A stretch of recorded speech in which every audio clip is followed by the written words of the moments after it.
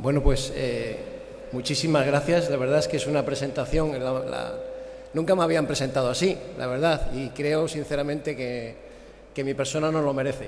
Hay tanta gente que trabaja denodadamente por el aceite de oliva virgen que francamente me siento un poco azorado por las bonitas palabras de mi amiga Miguela. Muchísimas gracias, de verdad. Bueno, yo les voy a dar una charla. Le había hecho una presentación, pero no se ve, no sé si se ve, no sé si se ve muy bien. Pero en fin, en cualquier caso procuraré hacer que les resulte ameno y tratar algunos temas que desde mi punto de vista son importantes en este momento, como son la dicotomía panel test sí, panel test no, y lo que en cierto sector del envasador, de la parte industrial, pues está afirmando sobre el particular y concretamente sobre los paneles decatadores. Yo les adelanto que soy un apasionado del aceite de oliva virgen, del olivar, del cual soy hijo del olivar andaluz, y a lo mejor pues en algunas ocasiones me paso un poco. Sí quisiera decir que yo, como miembro del Ministerio de Agricultura, donde trabajo, esta charla que les voy a dar, la voy a dar a nivel particular. Voy a explicar aquí mis puntos de vista sobre estos asuntos que están en candelero, que no tienen por qué coincidir y que probablemente no coincidan con los que tiene el propio Ministerio de Agricultura. Por lo tanto, yo soy responsable de mis palabras y no quiero involucrar en absoluto a las opiniones que puedan tener en el Ministerio de Agricultura. Hablo desde mi punto de vista. Bien, vamos a ver cómo es esto. A ver si lo pasa. ¿Cómo se pasa? ¿Cómo se pasa? A ver si lo puedo pasar. No se pueden pasar. Esto no se pasa. Ah, sí, vale. Bueno, puesto que vamos a hablar del panel test, a mí me gustaría hacer primero una introducción para que nos situemos y para ver qué es lo que significa realmente el panel test, porque el panel test no es más que un instrumento, pero es un instrumento que tiene mucho detrás y que tiene mucho fondo. Y para que lo podamos comprender voy a dar, aunque sea un poco rápido, unas ideas al respecto. Bueno, algunos ya me han oído hablar de esto. Creo que una definición genérica de olicultor es cualquiera que desde cualquier posición está trabajando para el aceite de oliva, y personalmente me considero un oleicultor más. En ese sentido, para mí el primer principio de la olicultura es que el olivar y el territorio forman un todo inseparable. No se puede hablar de uno y de otro. Y en el caso que nos encontramos, estaríamos hablando del territorio oleícola. La vida, cuando se manifiesta, que se manifiesta de infinitas formas, pues en nuestro caso se manifiesta a través de lo que es el territorio y a través de lo que es el olivar, que forman un ciclo que genera a su vez vida. El olivar es vida, está generando vida, el territorio genera vida, que finalmente en ese círculo ascendente de generación, una de las cosas que nos ofrece es el aceite de oliva virgen. La olicultura, tal y como al menos entiendo yo, tiene tres pilares fundamentales, que por un lado son lo que sería la olivicultura, la propia fuerza humana, que denomino los olicultores, y luego tenemos una ciencia que cada vez se está desarrollando más, que es la ciencia de los subproductos. Por lo tanto, en un esquema sencillo de lo que sería el aceite virgen, tendríamos a la olivicultura, tendríamos la materia prima que genera esa olivicultura y que a través de la helayotecnia nos produce el aceite de oliva virgen. Yo no quiero dejar de decir aquí que este para mí es un esquema fundamental, porque ahora mismo España es el referente mundial. La olivicultura, la base fundamental de la olivicultura moderna viene de España. Todo lo que se ha hecho en lo que se refiere a la helayotecnia moderna viene de España y el concepto genérico de lo que es la calidad del aceite de oliva virgen viene de España. Ya veremos después que sorprendentemente algunos cuestionan este aspecto.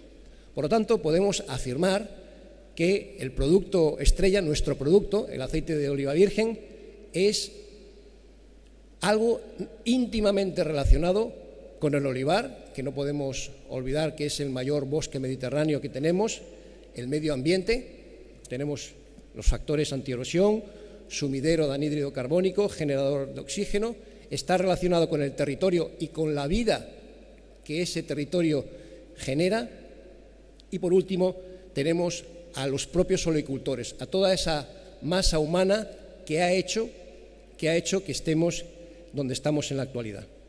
Por lo tanto, podríamos definir a nuestro producto como la esencia del olivar y la tierra que lo alberga, y como un compendio de historia, de cultura, de amor y de trabajo de todos aquellos que han hecho posible su existencia.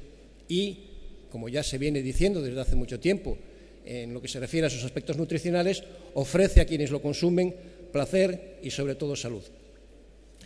Uno de los aspectos que separa nítidamente al aceite virgen del resto de los aceites vegetales es su carácter de zumo de aceituna. En este caso, ya saben ustedes, todas las definiciones, es un zumo de aceituna y por lo tanto como tal zumo tiene características organolépticas. Algo que no sucede con el resto de aceites vegetales comestibles, que debido a su estructura, pues tienen que ser extraídos mediante hexano, mediante disolventes orgánicos y ser posteriormente refinados, algo que no sucede con el aceite virgen de oliva. Por lo tanto, ya podemos ver que esas características organolépticas son un elemento fundamental en el aceite virgen a la hora de tenerlas en cuenta para clasificarlos y diferenciarlo de aquello que no es aceite de oliva virgen. Yo no sé si lamentablemente o no, pero actualmente, como ya han dicho el presidente, no hay otra forma, no tenemos otra forma para diferenciar los aceites. Ya veremos ahora, aunque lo trataré de forma somera, que se están haciendo algunos esfuerzos para buscar algún método alternativo. Pero ahora mismo es lo único que tenemos para diferenciar y poner en valor nuestro producto. Por lo tanto, podemos afirmar que las características organolépticas son la sustancia de todo el proceso. Esa vida que se manifiesta a lo largo, mediante territorio olivar, al final se sustancia en el oro líquido, que es energía vegetal que vamos a consumir y que nos va a producir todos los efectos benéficos que hay. Algunos denominan al aceite de oliva virgen como una línea de producto. Personalmente discrepo de que el producto sea una línea de un producto que se pone en el comercio.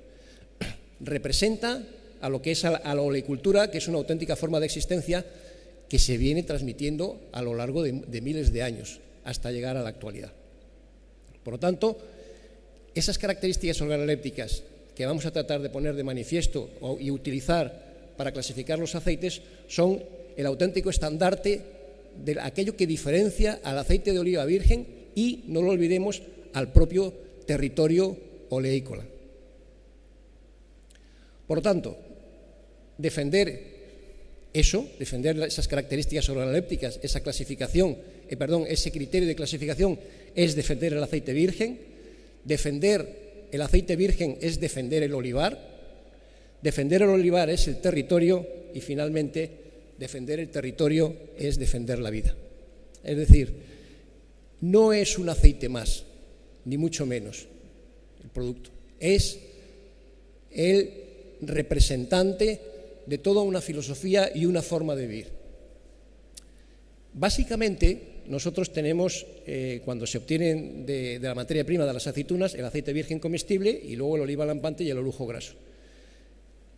Del virgen comestible tenemos a los productores envasadores y, por el otro lado, tenemos el aceite de oliva lampante, que no podemos olvidar que es un producto que nosotros vamos a utilizar para luego refinarlo y vender otro producto que se denomina aceite de oliva contiene, etcétera.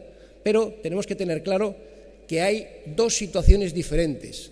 No voy a decir dos ejércitos enfrentados, pero tenemos dos filosofías diferentes de ver las cosas, como vamos a explicar ahora.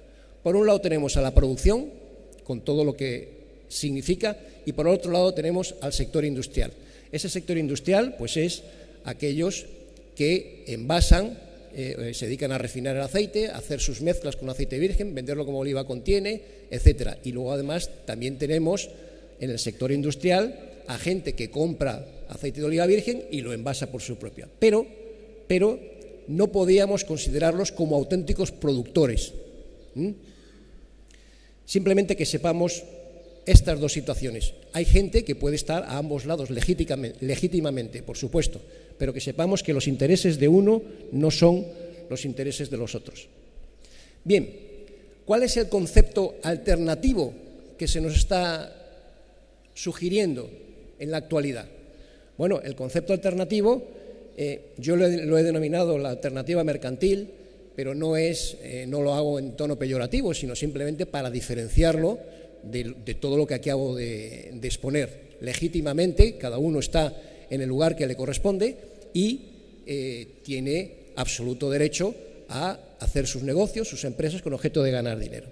¿Qué nos dice esta alternativa? Bueno, hay un cierto sector que tiene puesto el objetivo en el panel test, que es de lo que vamos a hablar aquí ahora. Entonces, una de las cosas que se dicen y se han dicho no hace mucho tiempo, esto que voy a poner aquí se ha dicho en Expoliva, dicen que los paneles de catadores no son instrumentos fiables técnicamente, son subjetivos, son ineficientes, son ineficaces y generan inseguridad jurídica en los envasadores. Bueno, el tema de si son subjetivos, pues no sé muy bien exactamente a qué se refiere. Ahora después pondremos cuál es la legislación en lo que se refiere a eso. Si se refiere a que lo hacen sujetos, pues bueno, pues sí son subjetivos, pero el índice de peróxidos o el grado de acidez también lo hacen los sujetos. En fin, no tengo muy claro qué es exactamente lo que quieren decir, como tampoco tengo muy claro cuando se refieren a que son instrumentos ineficientes e ineficaces. En cualquier caso, como el panel test es un elemento que utiliza la Administración para hacer el control oficial, si son ineficientes o ineficaces, debería decirlo la Administración, que tiene todos los datos, pero al respecto, que yo sepa, la Administración no ha dicho nada, de manera que yo no sé este sector o esta pequeña parte del sector industrial que dice estas cosas, en qué se están basando. Y luego lo de que generan inseguridad jurídica, voy a tratar de demostrar que eso no es así. Otra de las cosas que dicen en las propuestas es eliminar el panel test como prueba de calidad y utilizar los parámetros físico-químicos que son suficientes y además son los objetivos. No tienen sesgos de ningún tipo. Y por lo tanto, y finalmente, vemos aquí cuál es el principio de esta alternativa al modelo, a nuestro modelo, al modelo pegado a la agricultura y pegado al olivar. Dice, a quienes van dirigidos los productos del mercado es a los consumidores y por lo tanto deben ser estos quienes digan qué es un buen aceite y qué no es un buen aceite, de acuerdo al gusto personal que tengan. Y por lo tanto, que cada envasador envase lo que quiera y que el consumidor elija, y si no le gusta, pues lo que tiene que hacer es cambiar. Y todo eso mientras se cumplan, por supuesto, los parámetros químicos. Esto, como pueden ustedes aquí, eso no lo he dicho yo, sino esto se ha dicho públicamente. Bueno, voy a decir algo que creo yo que todos sabemos, que esos parámetros de calidad objetivos a los que se refiere este sector, pues no son capaces de diferenciar un aceite atrojado de uno rancio o de un virgen extra. Que sepamos, hasta el momento no hay posibilidad alguna de poder hacer esa diferenciación.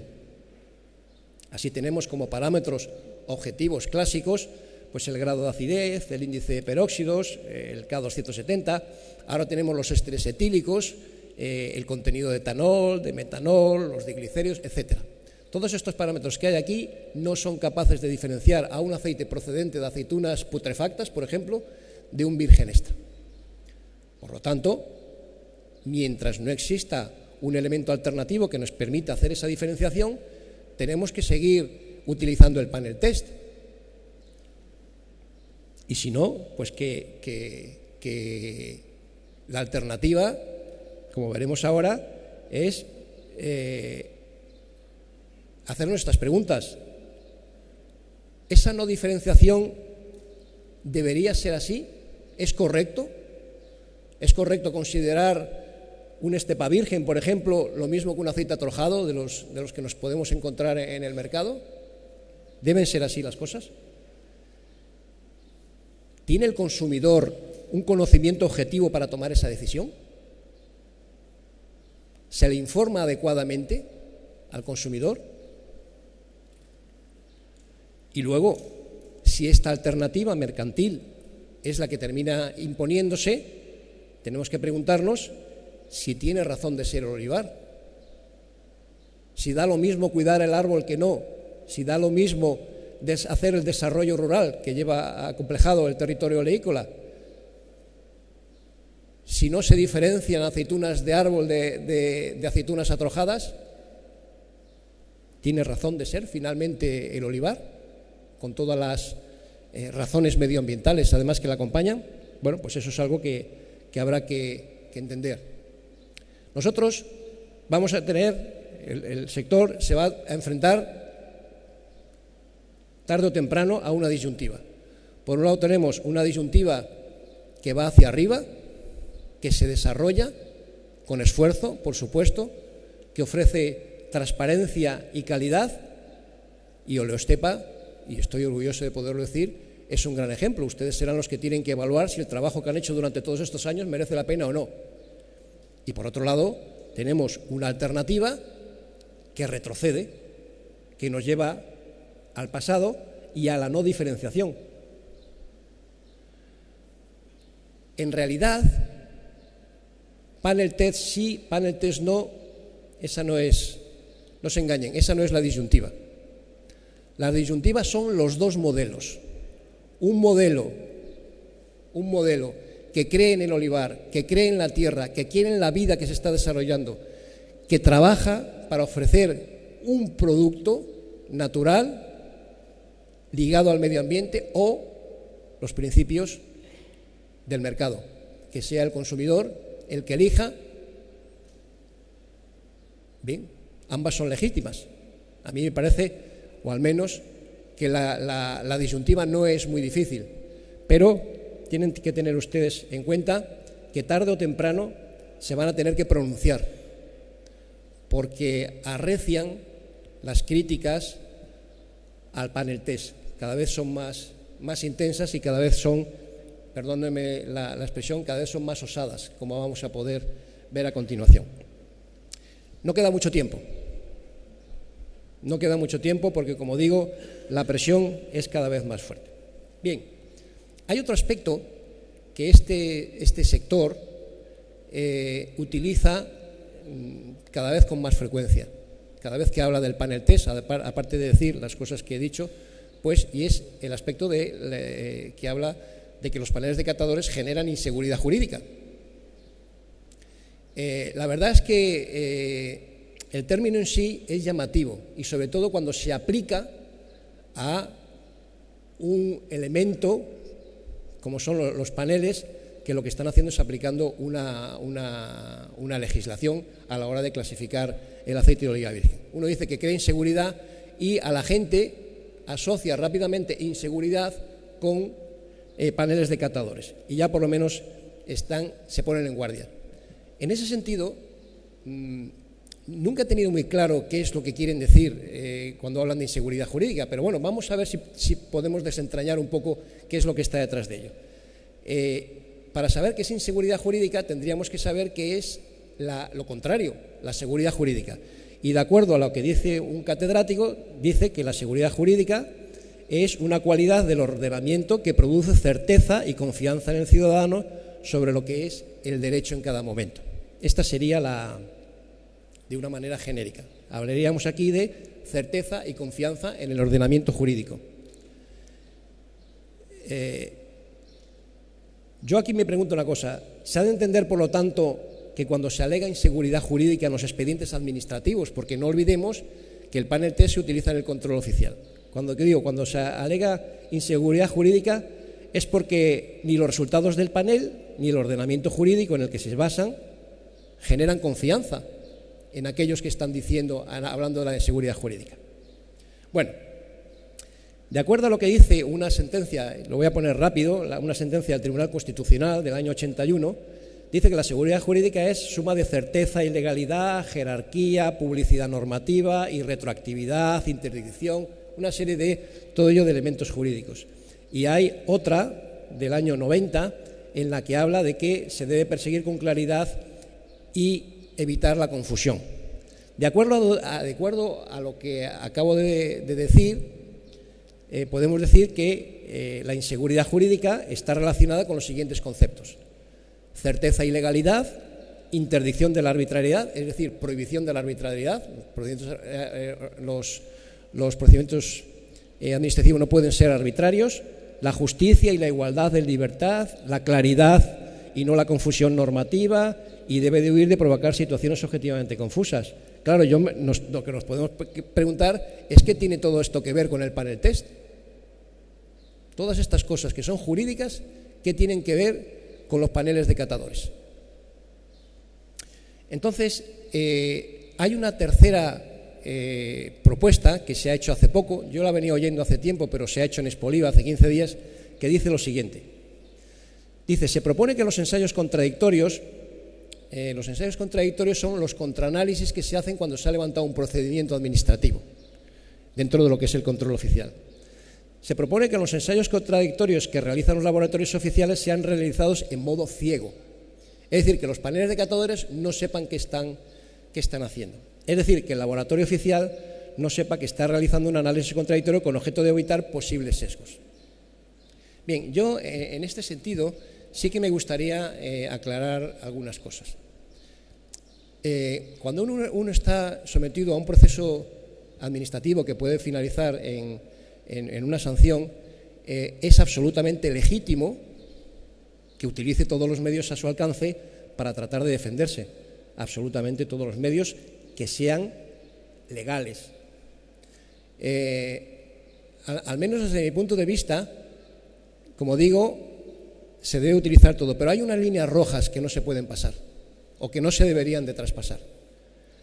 Lo que está diciendo esta propuesta es que los paneles de catadores están prevaricando, es decir, actúan de una manera diferente si saben que el ensayo es contradictorio o no está contradictorio. Yo voy a estirar un poco más el argumento. Esa línea roja, que desde mi punto de vista no se debería haber trazado, es poner en duda la honestidad de los funcionarios que están realizando esta función. Porque, claro, estas cosas se dicen en mesas redondas y los afectados no están para poderse defender. Por lo tanto, al menos a mí me parece cuanto menos poco elegante hacer afirmaciones de este tipo sin pruebas, porque si se tienen pruebas de que los funcionarios son deshonestos a la hora de realizar este control, lo que se tiene que ir es a un juzgado y no quedarse en una mesa redonda, dejarlo caer y ya está. Por tanto, desde mi punto de vista personal, vuelvo a decirlo, no hablo en nombre de la Administración, desde mi punto de vista personal, en este caso se han cruzado unas líneas, se ha dado un salto cualitativo en lo que se refiere a la puesta en cuestión del panel test. He dicho que iba a hablar en nombre propio y lo voy a hacer, pero me van a permitir un minuto y me voy a poner el sombrero de funcionario. Yo quiero poner la mano en el fuego por la objetividad, la independencia, la profesionalidad y la cualificación de los funcionarios que hacen el control oficial. Es más, y dadas las circunstancias, yo quiero compartir este premio que tan amablemente se me da, lo voy a compartir con mucha gente, pero quiero incluir aquí a aquellos funcionarios que están realizando el control oficial de manera honesta, objetiva e independiente, dado que se están diciendo este tipo de cosas en las mesas redondas a las que se ocurre. Y ahora continúo a nivel personal. Bueno, la seguridad jurídica. Bueno, todo lo que se refiere al panel test está reglamentado. Viene en reglamentos de la Comunidad, de la Unión Europea, y concretamente, ya lo saben ustedes, este viene en uno que se llama el 2568, que es el que se utiliza para el control oficial. Me gustaría hacer ciertas apreciaciones para que la gente lo sepa sobre lo que significa el panel test. El panel test es un instrumento que se utiliza única y exclusivamente para el control oficial, nada más que para eso. Se puede utilizar para otras cosas, pero la Administración está pensada solamente para el control oficial. Está basado en normas de organismos internacionales, en este caso en las normas del Consejo Oleícola Internacional. Es un reglamento muy garantista, además, y como garantías, pues una de las cosas que dice es que el panel test no puede estar compuesto por 1, por 2, por 3, por 4, no, por 8 señores, que tienen que estar cualificados. Los datos se analizan de acuerdo a un análisis estadístico del Consejo Oleícola Internacional que la Unión Europea ha adaptado. Y lo que se utiliza para clasificar los aceites es la mediana del defecto. Y a la Administración le da igual el defecto que sea. Porque tenemos que tener clara una cosa. El primer método que tenía el COI hacía una descripción muy completa de atributos positivos o negativos. Pero desde un punto de vista administrativo, la Administración no puede decir que un aceite es mejor porque huela a hierba o porque huela a tomate o porque huela a almendra madura. En eso no entra la Administración. La Administración, como vamos a ver ahora, lo que entra es, oiga, ¿usted qué me dice? ¿Este aceite que es virgen extra? Sí. Pues lo que yo me pregunto es, ¿tiene defectos o no tiene defectos? Porque ahora veremos que un aceite virgen extra no tiene defectos. Y le da exactamente igual si el defecto que pudiese tener es atrojado, rancio, borras, le da igual. La cosa es que tiene defectos, no puede entrar a valorar. Y lo que pide, como veremos ahora, pues que huela al fruto del cual procede, que es lo que se conoce como el frutado de aceitunas. Bien, además, de acuerdo a la reglamentación comunitaria, los paneles de catadores tienen que estar acreditados de acuerdo a una norma ISO, que es la Organización Internacional de Estandarización Internacional, que es la norma ISO 1725 sobre competencia técnica de los paneles. Y luego, además, los paneles oficiales están sometidos a un mecanismo de control que la propia Administración pone en marcha. En este caso lo pone el Ministerio de Agricultura, y eso está implementado por un Real Decreto. Bueno, hay un cúmulo de medidas garantistas a la hora de llevar a cabo el panel test. En España, en el organismo internacional, además, ha propuesto otra serie de medidas. Son medidas técnicas que yo no voy a explicar aquí porque no es el lugar, pero antiguamente los paneles de catadores tenían patrones de referencia, pero como ustedes saben, un aceite cambia de un año para otro. Entonces, lo que hemos propuesto, que está adoptado de forma provisional, es que no haya la intensidad, no sea de acuerdo a un patrón, sino que sea de acuerdo a una referencia física. Es decir, el punto, como ustedes saben, el punto más importante de la escala, en una escala de 10, es 3,5. Es decir, aquel punto donde el aceite es envasable y cuando deja de serlo. Entonces, lo que nosotros hemos puesto para que todos los paneles de catadores actúen de la misma manera es que esa referencia, que ese punto sea percibir el olor en el borde de la copa. De esta manera, todo el mundo va a trabajar así, y así está adoptado de manera provisional. Otra cosa que se ha adoptado también de manera provisional es que los aceites se catan a 28 grados. A 28 grados, si un aceite tiene defectos, el frutado, es decir, el pequeño olor de aceituna que tenga puede estar tapado, y cuando un aceite no está frutado es lampante. Entonces, nosotros lo que propusimos es que cuando esos casos se presenten, el aceite se cate en frío. Y efectivamente sucede que hay un porcentaje de los aceites que son lampantes que se clasifican luego como vírgenes, precisamente porque tienen un frutado que a 28 grados no es posible ver. Bueno, como digo, todas estas cosas están puestas. Otra de las propuestas es que es norma de conducta en cualquier panel de catadores. Si un catador no está seguro de que el defecto existe, no lo marca. Y esa es la razón, lo que pasa que eso nunca se dice, por las cuales hay más aceites vírgenes clasificados como extra que aceites extra clasificados como vírgenes. Precisamente porque cuando el catador tiene dudas, simplemente lo pasa como si fuera virgen extra. Bueno, vamos a ver, porque eso sí que me interesa que quede claro. Lo que dice el reglamento, que es la cata del aceite, a la hora de poner una sanción. Aquí nos dice que la comprobación, no el análisis, la comprobación de las características organolépticas se tiene que hacer por paneles autorizados.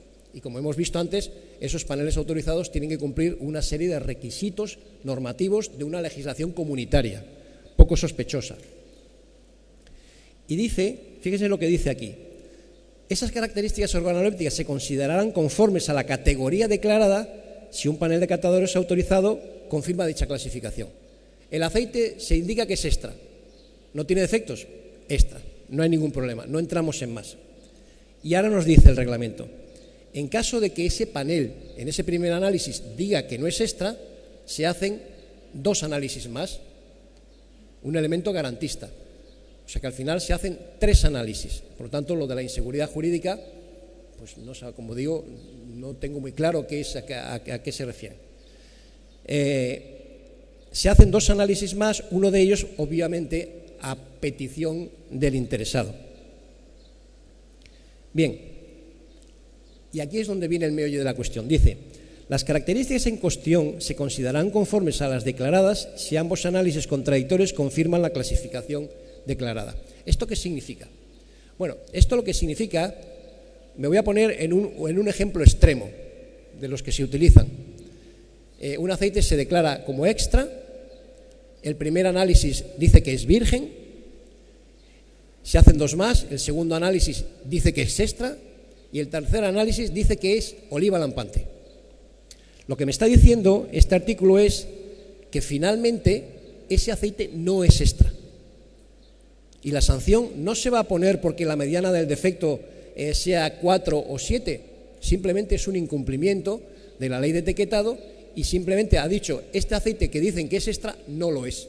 Y me da igual si es virgen o oliva lampante.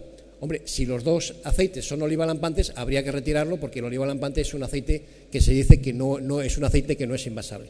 Pero la legislación no entra para nada, lo único que dice es que se trata de un incumplimiento.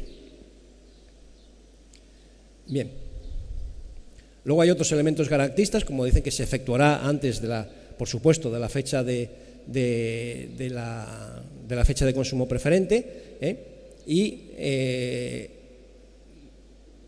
unas cosas técnicas, pero fíjense en el último párrafo a propósito de la inseguridad jurídica. Dice, para la evaluación de las irregularidades, si las hubiera visto, se tendrá sobre todo en cuenta la evolución natural de las características del aceite conservado en condiciones normales. Es decir, la propia legislación, hay determinado tipo de defectos, como puede ser la oxidación, que los tiene en cuenta a la hora de hacer la clasificación, a la hora de imponer la sanción. Todas esas cosas se tienen en cuenta. Como pueden ustedes ver, pues bueno, aquí tenemos diferentes posibilidades. Vamos a poner que yo qué sé, al final nos dicen que es extra, el primer análisis dice que es virgen, el segundo análisis dice que es extra y el tercero dice que es virgen. Y para la administración, ¿qué es? No es extra. Simplemente es eso, no es extra. Y lo considera como virgen. En caso de que finalmente se tenga duda de si un aceite que se ha declarado como extra y que se dice que no tiene defectos es virgen o lampante, la administración siempre considera el caso más favorable al administrado, siempre. De tal manera que si hay duda a la hora de poner la sanción entre virgen y oliva lampante, se le va a sancionar por ser virgen.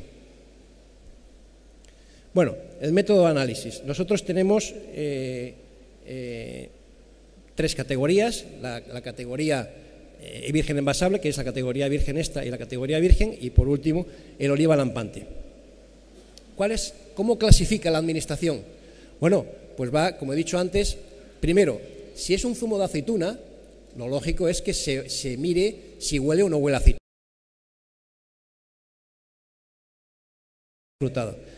Y luego, como la clasificación se hace en base a los defectos,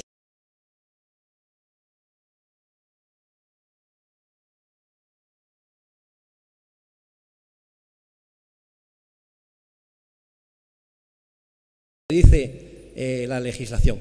Lo que les he dicho, esto está tal y como está puesto aquí. Y aquí viene. Bueno, ya voy a terminar. No sé si se ven estos, no se ven muy bien, pero bueno.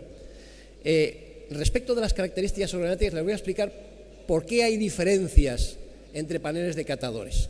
Bueno, idealmente, lo ideal sería que los paneles de catadores tuvieran 3 conjuntos distintos de atributos sensoriales. Que tuviésemos, por un lado, el aceite de oliva virgen extra, que es el círculo verde, el aceite de oliva virgen y el aceite de oliva lampante, que es el rojo. Pero eso no es así. La realidad es que no es así. La realidad es esta, se entremezclan. Entonces, puesto que se trata de un defecto y lo que se ve es la intensidad del defecto, el defecto está presente y se puede clasificar si el catador lo percibe, pero muchas veces el catador no lo percibe. Por eso tenemos, que no sé si se ve, una zona común, una zona difusa entre el aceite de oliva virgen extra y el aceite de oliva virgen. Y lo mismo pasa con el lampante, una zona difusa entre el virgen y el oliva lampante.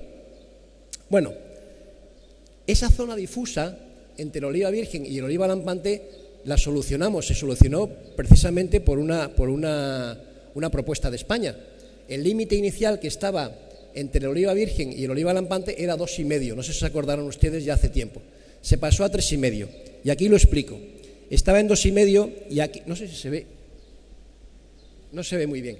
Bueno, esa zona difusa se debe a la incertidumbre de la medida, es decir, es una zona donde el panel encuentra defectos, pero tiene dudas.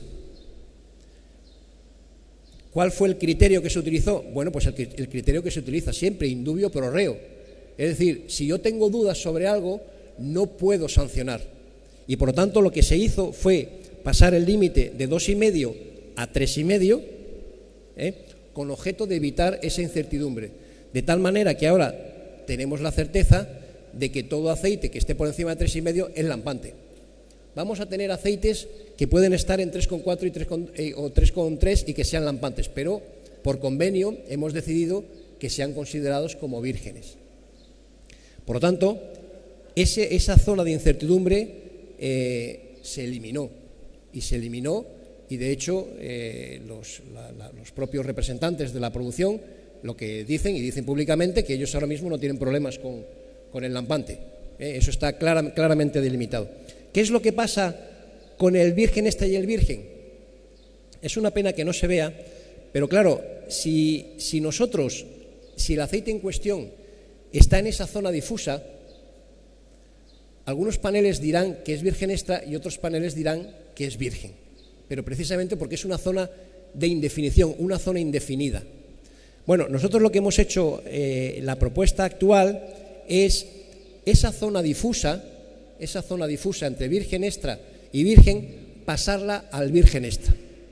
De tal manera que cuando se sancione, se tenga certeza absoluta de que no de que se sancione, no quiero utilizar la palabra sanción, sino cuando haya un incumplimiento, pues que ese incumplimiento se tenga seguridad de que se ha producido. Y por lo tanto, lo que se ha pedido al Consejo Laico Internacional es llevar el límite y clasificar como virgen extra aquellos aceites que no se sabe muy bien lo que son, de tal manera que cuando se diga que el aceite es virgen se tiene seguridad absoluta de lo que es y por lo tanto no hay ningún tipo de inseguridad, en este caso jurídica, de que ese aceite ha sido clasificado adecuadamente. ¿De acuerdo? Bueno, pues esto yo es lo que les tenía que decir a propósito del panel test. Se lo vuelvo a repetir, no es panel test sí, panel test no, son dos filosofías muy distintas de ver las cosas.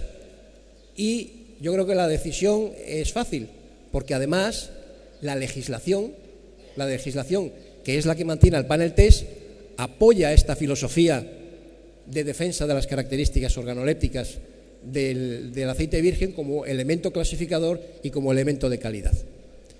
Muchísimas gracias, ha sido un honor para mí hablar ante un auditorio tan distinguido y espero que no les haya resultado muy pesado. Muchas gracias. Y muchas gracias.